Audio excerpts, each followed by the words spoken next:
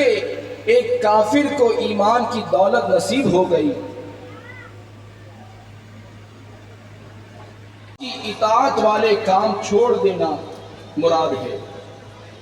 حضرت سیدنا ابن عباس رضی اللہ تعالیٰ عنہما فرماتے ہیں کہ اللہ تعالیٰ نے ان 12 مہینوں میں سے 4 مہینوں کو خصوصیت عطا فرمائی اور ان کی حرمت کو عظمت بخشی اور ان مہینوں میں گناہ کو گناہ عظیم قرار دیا۔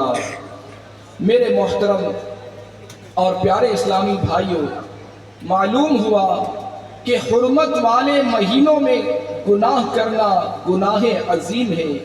ان حرمت والے مہینوں میں ماہ رجب بھی شامل ہے، تو ہمیں اس میں بھی گناہوں سے بچنا چاہیے۔ آئیے اس ماہ کا احترام کرنے اور اس میں گناہوں سے بچنے کی برکتوں پر مشتمل ایک حکایت سنتے ہیں۔ چنانچہ حضرت سیدنا عیسیٰ روح اللہ علی نبینا علیہ الصلوۃ والسلام کے دور کا واقعہ میں ایک شخص مدت سے کسی عورت پر عاشق تھا۔ ایک بار اس نے اپنی معشوقہ پر قابو پا لیا۔ لوگوں کی ہلچل سے اس نے اندازہ لگایا کہ لوگ چاند دیکھ رہے ہیں۔ اس نے اس عورت سے پوچھا، لوگ کس مہینے کا چاند دیکھ رہے ہیں؟ اس نے کہا، رجب کا۔ وہ شخص حالانکہ غیر مسلم تھا، کافر تھا، مگر ماہ رجب کا نام سنتے ہی تعظیماً فوراً الگ ہو گیا اور گناہ کے کام سے باز رہا۔ اللہ کے نبی حضرت سیدنا عیسیٰ روح اللہ علی نبینا علیہ الصلوۃ والسلام کو حکم ہوا کہ ہمارے فلاں بندے کی ملاقات کو جاؤ۔ آپ تشریف لے گئے اور اللہ تعالیٰ کا حکم اور اپنی تشریف آوری کا سبب ارشاد فرمایا۔ یہ سنتے ہی اس کا دل نور اسلام سے جگمگا اٹھا اور اس نے فوراً اسلام قبول کر لیا۔ فی رجب وشعبان وبلغنا رمضان آمین یا رب العالمین۔ مفسر قرآن مفتی احمد یار خان نعیمی رحمت اللہ تعالی علیہ اس حدیث پاک کی شرح میں فرماتے ہیں کہ صوفیاء کرام فرماتے ہیں کہ رجب تخم یعنی بیج بونے کا مہینہ ہے، شعبان پانی دینے اور رمضان کاٹنے کا، کہ رجب میں نوافل میں خوب کوشش کرو، شعبان میں اپنے گناہوں پر رو اور رمضان میں رب تعالیٰ کو راضی کر کے اس کھیت کو خیریت سے کاٹو۔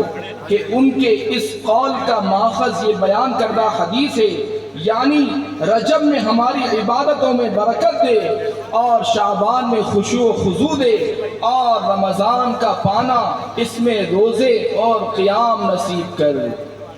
میرے محترم اور پیارے اسلامی بھائیوں، اس حدیث پاک سے معلوم ہوا کہ نیک اعمال کے لیے فضیلت والے زمانے تک زندہ رہنے کی دعا کرنا مستحب ہے، کیونکہ بندہ مومن کی عمر زیادہ ہوتی ہے تو اس کی بھلائی بھی زیادہ ہوتی ہے، اور لوگوں میں سے بہتر آدمی وہ ہے جس کی عمر لمبی ہو اور عمل اچھا ہو۔ بزرگان دین رحمت اللہ تعالی علیہم اجمعین پسند کرتے تھے کہ انہیں نیک اعمال کے بعد موت آئے، جیسے رمضان کا روزہ رکھنے کے بعد اور حج سے واپسی پر موت آ جائے۔ کہا جاتا تھا کہ جس کا یوں انتقال ہوتا ہے اس کو بخش دیا جاتا ہے۔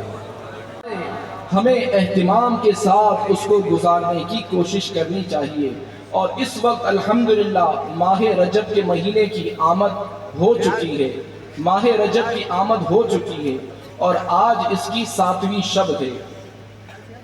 بیت المقدس میں ایک عورت رجب المرجب کے ہر دن میں 12,000 مرتبہ سورہ اخلاص یعنی قل هو اللہ احد پڑھا کرتی، اور اس پورے مہینے میں اونی لباس پہنتی تھی۔ ایک بار وہ بیمار ہو گئی تو اس نے اپنے بیٹے کو وصیت کی کہ مجھے اسی اونی لباس سمیت دفن کیا جائے۔ جب وہ مر گئی تو اس کے بیٹے نے اسے عمدہ کپڑوں کا کفن پہنایا۔ رات کو اس نے خواب میں اپنی والدہ کو دیکھا کہ وہ کہہ رہی تھی میں تجھ سے خوش نہیں ہوں کیونکہ تو نے میری وصیت پوری نہیں کی۔ وہ گھبرا کر اٹھ بیٹھا، اپنی ماں کا وہ لباس اٹھایا تاکہ اسے بھی قبر میں دفن کرائے۔ اس نے جا کر ماں کی قبر کھودی مگر اسے قبر میں کچھ نہ ملا۔ وہ بہت حیران ہوا۔ تب اس نے یہ ایک ندا یعنی آواز سنی کہ کیا تجھے معلوم نہیں کہ جس نے رجب میں ہماری اطاعت کی ہم اسے تنہا اور اکیلا نہیں چھوڑتے۔ میرے محترم اور پیارے اسلامی بھائیوں، روایتوں میں آتا ہے کہ جب رجب المرجب کا مہینہ آتا تو ہمارے پیارے آقا صلی اللہ تعالی علیہ وآلہ وسلم یہ دعا کرتے تھے اللہم بارک لنا فی رجب و شعبان وبلغنا رمضان۔ اے خدا کرم اللہ تعالی وجہہ الکریم سے روایت ہے کہ اللہ تبارک و تعالی نے جنت میں ایک درخت پیدا فرمایا ہے جس کا پھل سیب سے بڑا، انار سے چھوٹا، مکھن سے نرم، شہد سے بھی میٹھا اور مشک سے زیادہ